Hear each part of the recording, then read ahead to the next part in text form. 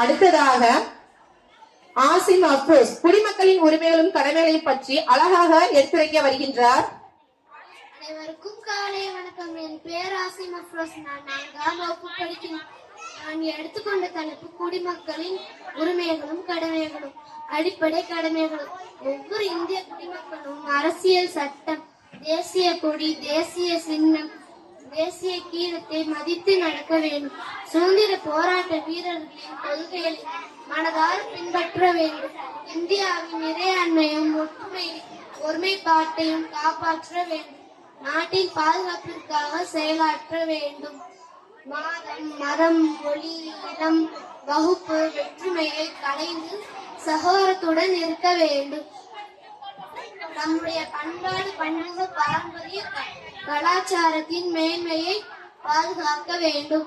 இயற்கை வளங்களையும் சுற்றுச்சூழலையும் பாதுகாக்க வேண்டும். அறிவில் மண்பான்மை மற்றும் மனிதனையும் காப்பாற்ற வேண்டும், வளர்க்க வேண்டும். பொது சொத்துக்களை பாதுகாக்க வேண்டும். தன்னுடைய முயற்சினால் அனைத்து துறைகளையும் தனித்தும் கூட்டமாகவும் நாட்டின் பாதுகாப்பிற்காக முன்னேற்றத்திற்காக பாடுபட வேண்டும். அடிப்படை உரிமைகள். சமத்துவ உரிமை, சுதந்திர சுரண்டலுக்கு எதிரான உரிமை, சமய சார்பு உரிமை, கல்வி மற்றும் கலாச்சார உரிமை, அரசியல் அமைப்பிற்கு உட்பட்டு தீர்வு காணும் உரிமை. நன்றி, வணக்கம்.